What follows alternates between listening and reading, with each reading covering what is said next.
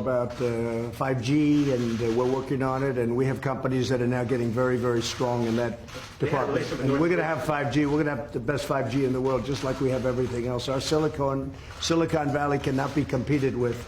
There's nobody that can compete with Silicon Valley for the brain power or for what we do.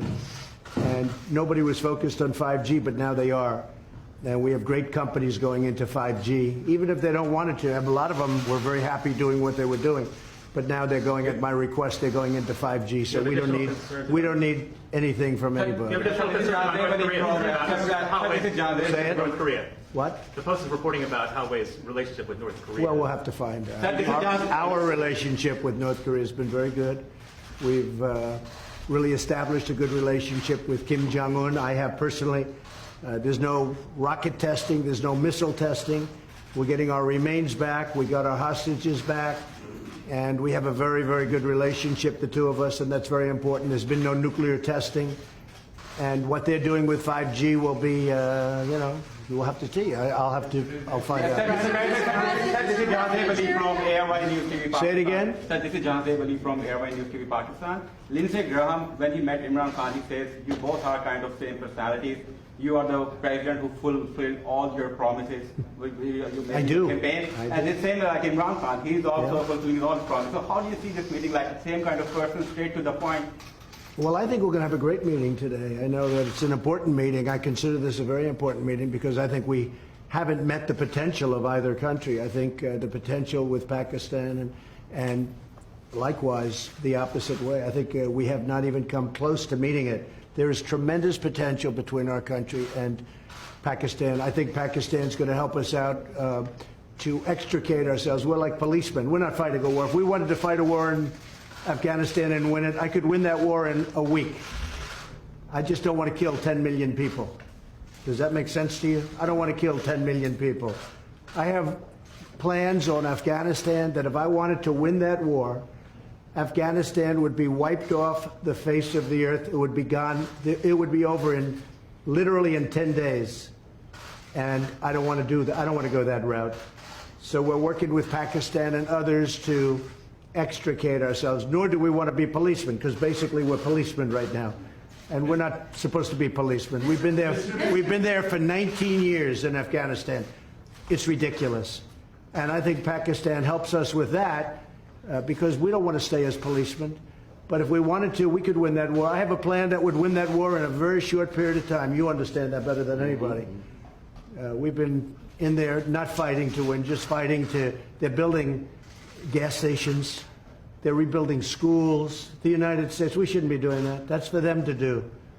But what we did and what our leadership got us into is ridiculous. But I think we'll have some very good answers on Afghanistan very quickly. Mr. President, Jerry Nadler says the Mueller report lays out evidence of high crimes and misdemeanors. Yeah, go ahead. You go ahead. Go ahead. This is Vladimir from GTV Network, Pakistan. Pakistani army has fought war against terror, and it has fought definitely and gave sacrifices in protecting Pakistan-Afghanistan border as well. But Pakistan's sincerity was always doubted. Coalition support fund was suspended by the U.S. Defense Department.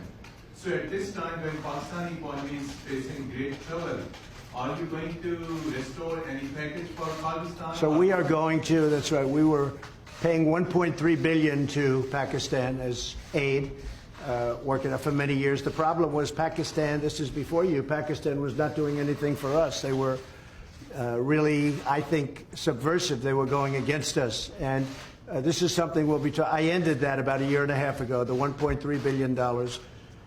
And I tell you what, to be honest, I think we have a better relationship with Pakistan right now than we did when we were paying that money. But all of that can come back depending on what we work out. We're working out things that are very important. We have I consider this very important. We're working out things that are very, very important. And I think at the end of this, at the end of a very short time, we're going to have a very great relationship with Pakistan. And we should. It's a great country. They're great people. I have many friends from Pakistan. Living in New York, I have a lot of Pakistani friends, I will tell you that. And they're great people. Smart, tough. They are tough. There's no question about that. They're like him. They're tough. Question to one question. No, I'm not going to be watching. Probably, maybe I'll see a little bit of it. I'm not going to be watching Mueller because you can't take all those bites out of the apple. We had no collusion, no obstruction. We had no nothing. We had a total no collusion finding. The Democrats were devastated by it. They went crazy. They've gone off the deep end. They're not doing anything. They're not doing health care. They're not doing infrastructure. They're not lowering drug prices. I'm lowering drug prices. First time in 53 years that drug prices went down last year. 53 years. And I'm doing that without the help of Congress, which makes it much tougher to do, because if they worked with us, I could get drug prices down in half. But the Democrats don't seem to care about drug prices. All they care about is a phony investigation where the report was written. It said no collusion. The report was written, and the Attorney General, based on the report, was easily able to find there was no obstruction. There's no nothing. They're wasting their time. And Robert Mueller, I know he's conflicted. There's a lot of conflicts that he's got, including the fact that his best friend is Comey. But he's got conflicts with me, too. He's got big conflicts with me. As you know, he wanted the job of the FBI director. He didn't get it. And we had a business relationship where I said no. And I would say that he wasn't happy. Then all of a sudden he gets this position. But you know what? He still ruled, and I respect him for it. He still ruled no collusion, no obstruction. And this thing should have ended a long time ago. This has been going on for 2.5 years. And we're never going to allow this to happen to another president again, because most of them wouldn't be able to take it. On top of everything else, we have the strongest economy. We were just discussing this with the Prime Minister. We have the strongest economy that the United States has ever had. We have the highest stock market yesterday, literally, the highest stock market we've ever had on Friday, Thursday. We've broken the record, I think, 109 times for highest stock market. But on, I believe, Thursday of last week, we hit the all-time highest in the history of our country. Our country is doing phenomenally well. Unemployment is the lowest in 51 years, soon to be the lowest in history, if it keeps going this way in a short period of time. Black, Hispanic, Asian unemployment, the lowest in history. Women, the lowest in 72 years. Nobody has ever done what we've done. Nobody's done in 2.5 years what we've done. The biggest tax cuts in history, the biggest regulation cuts in history, so many things for health care. We got rid of the individual mandate, which was the worst part of Obamacare. And what it's going to end up, if we end up winning the House back, we keep the presidency, we should keep the Senate, we should keep the presidency, I would think easy, when you have the strongest economy in the history of our country, and somebody's going to run against that particular president, even though in this case it's me. In theory, I have a big advantage. I don't know. I'm going to have to ask you. But in theory, I have a big advantage. So a lot of great things are happening. But the Democrats, they don't want to talk about that. They want to stay off the economy subject. And what they're doing is just hearing after hearing after hearing. It's nonsense, okay? They tried an impeachment vote, and they got slaughtered last week. They got absolutely slaughtered. It was the most ridiculous. I didn't even know they were going to do it. And I'll tell you, just in finishing, I have a lot of respect for the Democrats, because most of them voted against impeachment last week. And I have a lot of respect for those Democrats that did that, because they're doing the right thing for the country.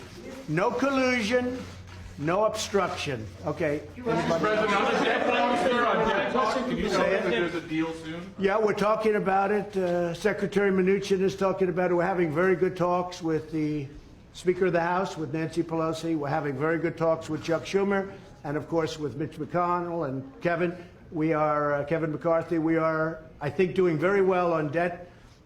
If you look at debt limit, however you want to define that, but we're doing very well on that. And I think we're doing pretty well on a budget. Very important that we take care of our military. Our military was depleted, and in the last 2.5 years, we've undepleted it, okay, to put it mildly. We have made it stronger than ever before. We need another big year. So we had $700 billion. We had then $716 billion. And this year we're going to be asking for a number slightly larger than that. We're putting our military back into a shape that it's never been in before. The best missiles in the world, the best equipment in the world, the best military equipment of all. We're building submarines, the finest. nobody can even think about competing with what we're building. We're building, as you know, new submarines. We have a new aircraft carrier coming online. It's the largest ship in the world. It's so large that maybe I could even land a plane on top of it, okay? But it's a big one. President Gerald Ford. It's a phenomenal ship. So what we're doing is incredible things for our country. You know, just about, and I might say this about the military equipment. It's all made in the USA. Everything, 100%. It's all made in the USA, and you know, it's one of the reasons our job numbers probably are so good, lowest unemployment. Yeah. Mr. President, will you be visiting Pakistan as you described Pakistan as a great country? So he will be definitely extending your invitation. So would you be visiting Pakistan? Well, I can't say that yet because so far he has not extended me an invitation. And after today's meeting, maybe he won't, but I have a feeling he might. Yes, I'd love to go to Pakistan. Yes, please. Behzad Slini here from Pakistani news channel Akhtar. Is there any exact date or time frame of U.S. troops withdrawal is under consideration at your administration? Are you talking about from Afghanistan? Yes. Yeah, we have already withdrawn quite a few, and we're doing it very slowly, very safely, and we're working with Pakistan and with, as you know, we're negotiating with the Taliban, and we are doing, I think, very well in that regard. Again, it's something that we could do. We could go one of two ways. We could do a number the likes of which they've never seen before and win it very quickly. I don't want to do that. I don't want to do that because you're talking about millions of people, and I don't want to do that. And we're working with Pakistan on getting a solution. And I think it's being worked very well. Wouldn't you say Will so, there still be Mr. troops there? Will there still be troops there on election day in Afghanistan? Well, I don't know. We're moving a lot of them out, and Do you want them to be gone? we've done what we were supposed to do. We've been there for 19 years, and we've acted as policemen, not soldiers. And again, if we wanted to be soldiers, it would be over in 10 days, 1 week to 10 days, if we wanted to.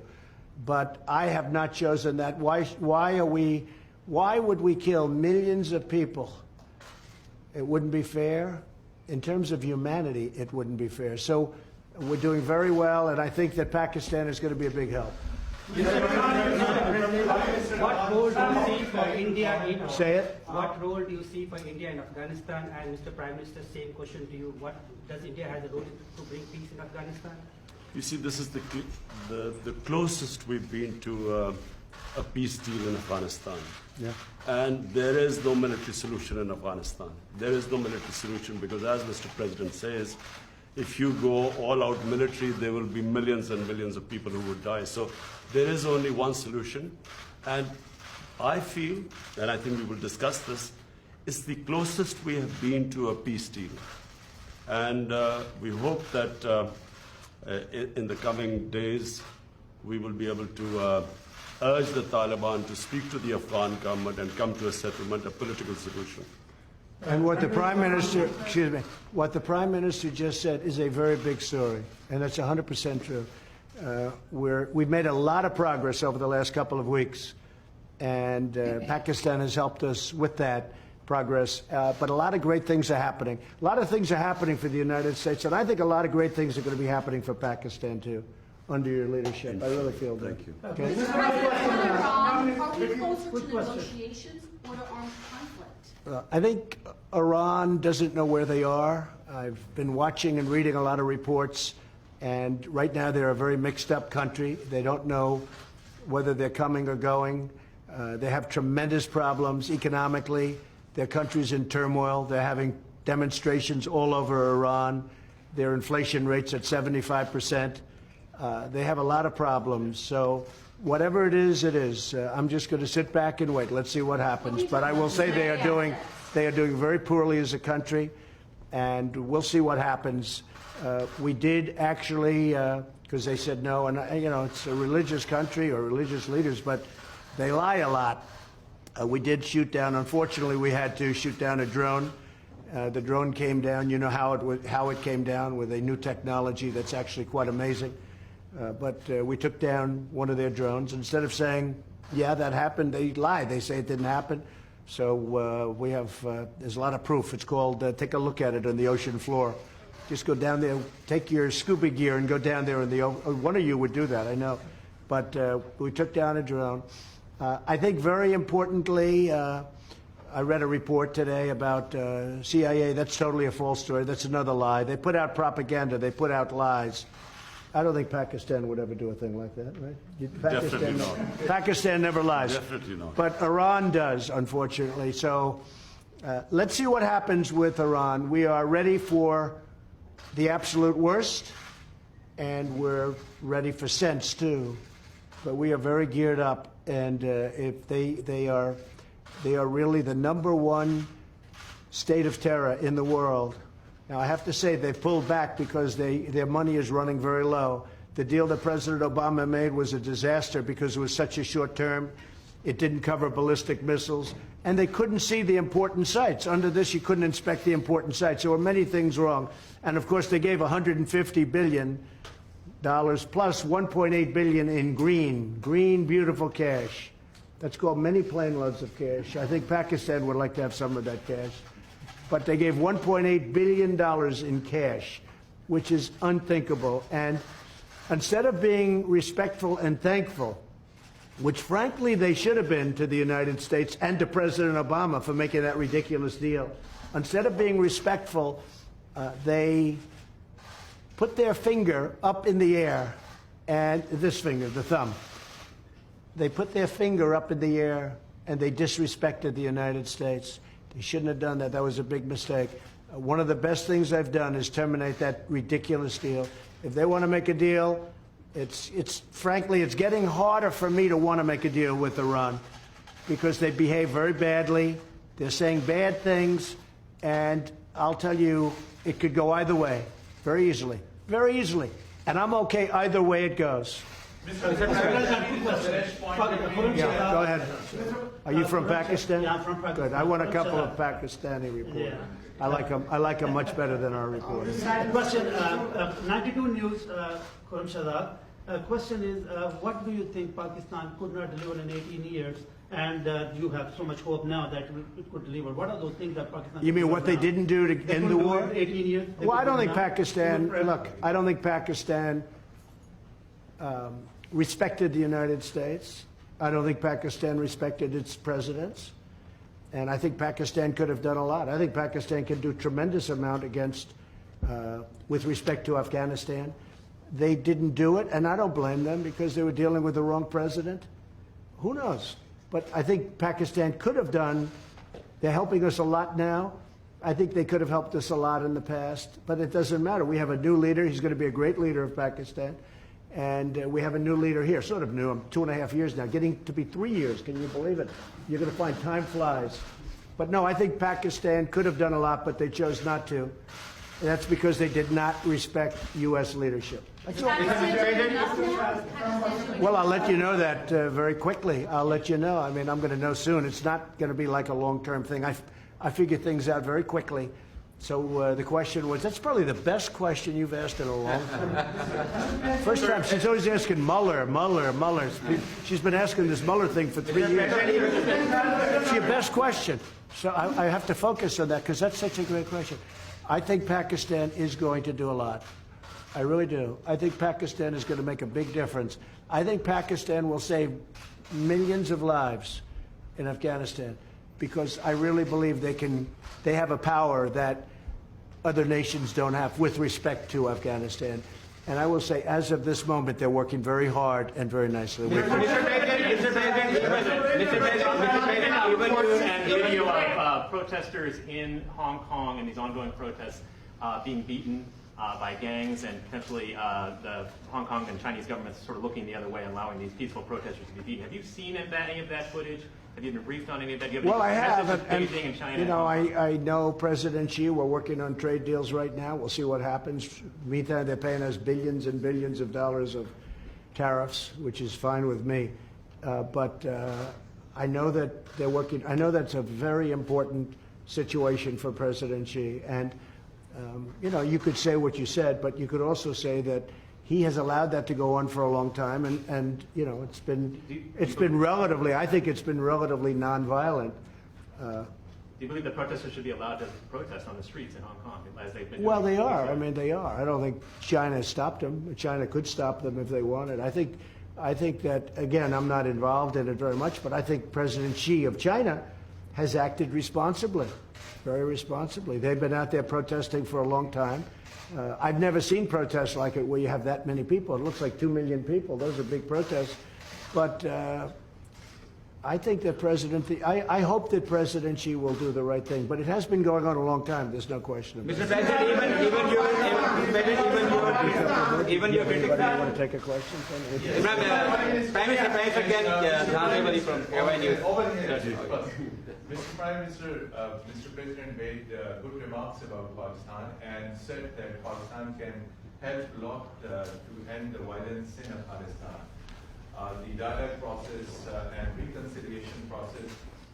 So what really Pakistan can do to bring peace, because you're also accompanied by your military commander, General Bajwa, and other security team. So what solution Pakistan, what strategy paper you have to push forward the peace and reconciliation process in Afghanistan and assurances to the U.S. yesterday? Well, number one, this is the longest war that the United States has ever fought. It's almost 19 years. Number two, I'm one of those who always believed that there was no military solution. Because anyone who knows the history of Afghanistan, you just have to look back at the history. There was always going to be a political settlement at the end. And I have to compliment President Trump, because he has now forced people to end the war, to have a settlement. And that's where I think Pakistan is playing a very important role, because Pakistan has a 1,500-mile border with Afghanistan and all the areas where the trouble is, which is the eastern side of Afghanistan. So this is a critical time. I'm looking forward to my talks with President Trump. We have our military leadership here, because this is obviously a security situation. And what we want is understanding between the two countries. I can assure President Trump that whatever we will be saying will be we will be straight with them. There will never be any question of any doubt on Pakistan's intent, because apart from Afghanistan, the country that wants peace in Afghanistan more than any other country is Pakistan, because we get directly affected by it. And Pakistan needs stability. We have had 15 years of fighting this war on terror, over 70,000 Pakistani casualties, over $150 billion lost to the economy. So we desperately want peace. And I'm happy that President Trump has pushed this forward. So we hope, I'm looking forward to these talks. Prime Minister, can you... Prime Minister, and apart from Afghanistan, there is another security threat in South Asia, and that is Kashmir dispute unresolved even by the United Nations and even by the US, who voted in support of that resolution in the UN. Now, are you going to make any kind of submission and intervention of President Trump? And the same question to Mr. President Trump. Is he going to play any role in that? Okay, he's got it. I've got a question. I will be asking President Trump. It's the most powerful country in the world, the United States. It can play the most important role in bringing peace in the subcontinent. You know, there are over a billion and a quarter people in the subcontinent. They are held hostage to the issue of Kashmir, and I feel that only the most powerful state, headed by President Trump, can bring the two countries together. From my point, I can tell you, we have tried our best. We've made all overtures to India to start dialogue, resolve our differences through dialogue. But unfortunately, we haven't made headways as yet. But I'm hoping that President Trump would push this process. So I was with Prime Minister Modi 2 weeks ago, and we talked about this subject. And he actually said, "Would you like to be a mediator or arbitrator?" I said, "Where?" He said, "Kashmir," because this has been going on for many, many years. I was surprised at how long. It's been going on a long time. 70 years. I think they'd like to see it resolved, and I think you'd like to see it resolved. And if I can help, I would love to be a mediator. It shouldn't be, I mean, it's impossible to believe. Two incredible countries that are very, very smart, with very smart leadership, can't solve a problem like that. But if you would want me to mediate or arbitrate, I would be willing to do that. President, I can tell you that right now, you will have the prayers of over 1 billion people if you can mediate and resolve this issue. It should be resolved. So, but he asked me the same thing, so I think there's something. So maybe we'll speak to him, or I'll speak to him, and we'll see if we can do something. Mr. President, even Because I've heard so much about Kashmir. Yes. Such a beautiful name. It's supposed to be such a beautiful part of the world, but right now there's just bombs all over the place. They say everywhere you go you have bombs, and it's a terrible situation. Been going on for many years. If I can do anything to help that, let me know. Let me give you one thing on Afghanistan as an example. So a lot of you don't know this, but we dropped the largest non-nuclear bomb ever built in history. We dropped it in Afghanistan. We were getting ready to make many of those bombs. This left a hole that was, it took out a lot of the tunnels and everything else, but it left a hole in the earth that looked like the moon. It looked like a crater from the moon, still there. It was, nobody's ever seen anything like it. People heard it 15 miles away. They said, what was that? It shook the earth. Non-nuclear, the largest ever made by far. And they were going to make many of them. And I said, no, we don't have to. I don't want to drop that. I don't want to do that. So many easy solutions. That's actually the easy solution. And they'd come in and they'd say, let's have peace, but you don't have to do that. I think we're going to be very successful without having to go that route. And I have tremendous confidence in the Prime Minister. All right, one or two more. Go ahead. Go ahead, please. Are you going to raise the issue of public treaty with Imran Khan and President you regarding the freedom of the press in Pakistan? There are a lot of curbs on the freedom of press, on the media, on the journalists. Can you comment on that? Go ahead. Pakistan press, to call Pakistan press as if there are curbs on it. Pakistan has one of the freest presses in the world. All you have to do is, since I've been the Prime Minister in the last 10 months, I mean, the criticism I have received from my own press, unprecedented. So to say that there are curbs on Pakistan press is a joke. When you say unprecedented, it can't, wait a minute, wait. There's no way you're treated worse than I am. Mr. Prime Minister, you are fighting, Mr. Prime Minister. You're going to have to speak because I didn't hear your words. Yes. The question was, are you going to raise the issue of freedom or release of Dr. Freedom of the press? Dr. Oh, yes. The doctors who have... We will do that. We will. We're talking about hostages. We're talking about hostages being held in various places. I've had very good luck with hostages, with North Korea, with many places. They've treated us with respect, and I appreciate it. Made a big difference. We have 2 or 3 hostages that we're talking about. That's one of the gentlemen that we have heard about. And we will be discussing that with many other subjects. Yes, we will. And President Trump, just a minute. President Trump, we will be giving you good news about the 2 hostages in a while. Thank you. Mr. Prime Minister, you are fighting. North Korea, sir. North Korea, sir.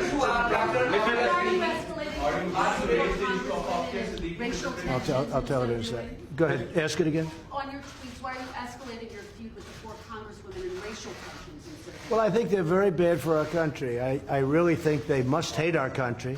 I think the 4 congressmen we're talking about, the congresswomen, what they've said about Israel, what they've said about our country, when they talk about disgusting people, when they talk the way they talk, when the one mentioned that brown people should speak for brown people and Muslim people should speak for Muslim people, and you hear all this, it's not what our country is all about. No, I think they're very bad for our country. I think they're very bad for the Democrat Party. I think you see that, and they're pulling the Democrats way left. Nobody knows how to handle them. I feel they're easy to handle. To me, they're easy to handle because they're just out there. They're very bad for our country, absolutely. No, I don't think, no racial tension. No, there's no racial tension. Look, I had my best numbers recently, and it's because of the economy and what I've done for the African American. When you look at the African Americans are doing better than they've ever done in our country. We're creating numbers. Look at the poverty numbers. Look at so many different, look at the unemployment numbers, the best they've ever had. No, we have fantastic relationships with the African American community. I think you'll see that. Certainly you're going to see that in 2020, I believe.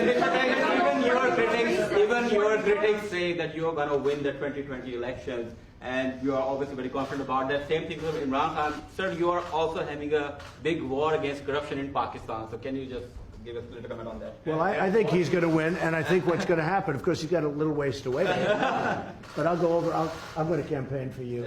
I'm going to help him win this game. Sir, can you, sir, war against corruption, can you please comment on that? Ali Imran, representing Associated Press of Pakistan. Prime Minister Imran Khan has said that Pakistan is looking for trade and economic relationships and investment in Pakistan. Are you willing to do that? Yes. Because many experts say that economic prosperity is the best antidote to extremism and militancy. I agree, and I think that's very true, and it's actually a very good question. The answer is yes. I see great trade with Pakistan, and I'm not talking about a little bit more. I'm talking about we could go 10 and even 20 times what we're doing right now. You know, Pakistan's a big country. It's actually a very big country, and they have tremendous product. They make great product. They make tremendous. I bought from Pakistan over the years when I was in the private sector. They make incredible product. They're brilliant people. They're hardworking people. I think we're going to have a fantastic trade relationship. I don't mean we'll increase it by 20%.